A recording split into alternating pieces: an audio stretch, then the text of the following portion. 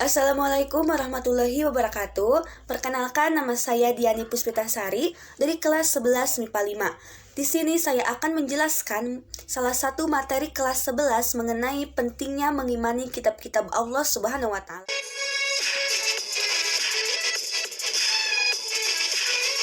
Pentingnya mengimani kitab-kitab Allah Subhanahu wa taala. Sebelum kita membahas lebih lanjut, apakah teman-teman mengetahui apa pengertian dari iman kepada kitab-kitab Allah Subhanahu wa taala?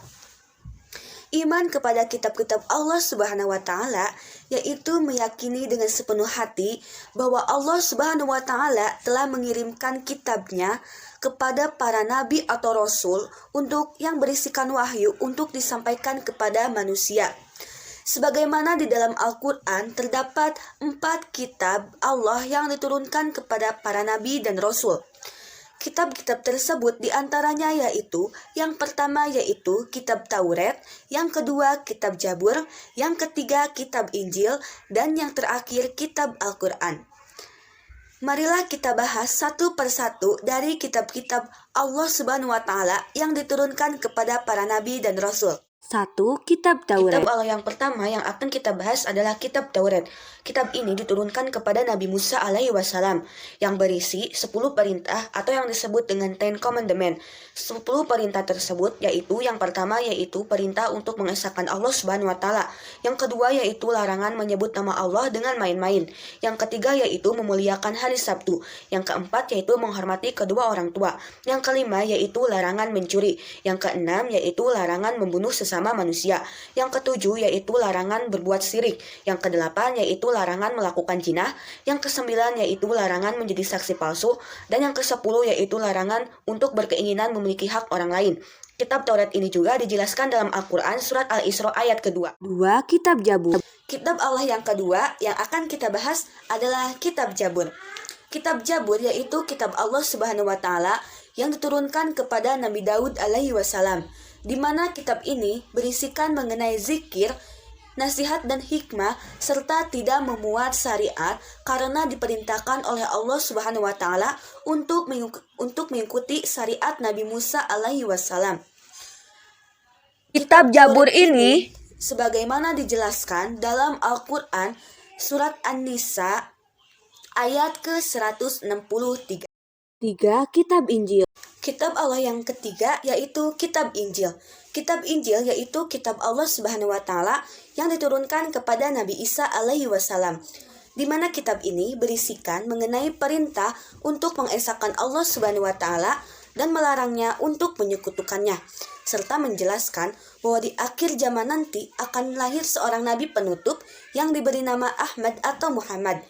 Kitab Injil juga dijelaskan dalam Al-Quran surat Al-Hadid ayat ke-27. 4. Al-Quran. Kitab Allah yang terakhir yang akan kita bahas yaitu kitab Al-Quran.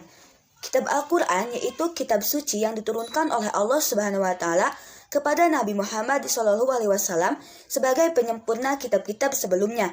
Kitab ini terdiri dari 30 juz, 114 surat, kurang lebih 6.236 ayat, 74.437 kalimah, serta 325.345 huruf. Tujuan Al-Quran diwahyukan kepada Nabi Muhammad yaitu untuk menghapus sebagian syariat yang tertera pada kitab-kitab terdahulu dan melengkapinya dengan tuntunan yang sesuai dengan perkembangan zaman. Adapun isi pokok dari Al-Quran tersebut yaitu yang pertama yaitu akidah atau keimanan, yang kedua yaitu ibadah, yang ketiga yaitu akhlak seorang hamba kepada Khalik, yang keempat yaitu muamalah, yang kelima yaitu kisah, dan yang terakhir yang keenam yaitu semangat mengembangkan ilmu pengetahuan. Nah teman-teman, selain kita mengimani kitab-kitab Allah, kita juga diperintahkan untuk mengimani suhufnya loh. Apa sih suhuf Allah itu? Dan apa sih perbedaan antara kitab Allah dengan suhuf Allah? Nah, untuk mengetahuinya, marilah kita bahas satu persatu. Pengertian suhuf. Suhuf yaitu wahyu Allah yang diturunkan kepada para nabi atau rasul untuk disampaikan kepada manusia sebagai petunjuk atau pedoman. Adapun perbedaan antara suhuf Allah dengan kitab Allah yaitu yang pertama yaitu terdapat pada isinya, di mana isi dari suhuf tersebut sangat simpel dibandingkan dengan kitab Allah, sementara kitab Allah lebih lengkap dibandingkan dengan suhuf Allah.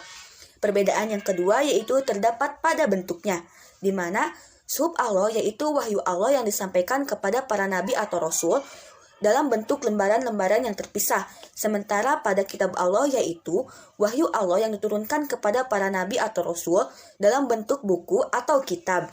Nah teman-teman, kalian sudah memahami kan apa itu suhuf dan apa perbedaannya antara suhuf dengan kitabnya. Untuk lebih memahaminya, kalian bisa mencari sumber-sumber lain agar kalian bisa menambah wawasan. Itu dia materi yang dapat saya sampaikan. Mudah-mudahan bermanfaat bagi kalian semua, khususnya saya sendiri. Mohon maaf apabila ada perkataan yang kurang jelas. Sekian, terima kasih. Wassalamualaikum warahmatullahi wabarakatuh.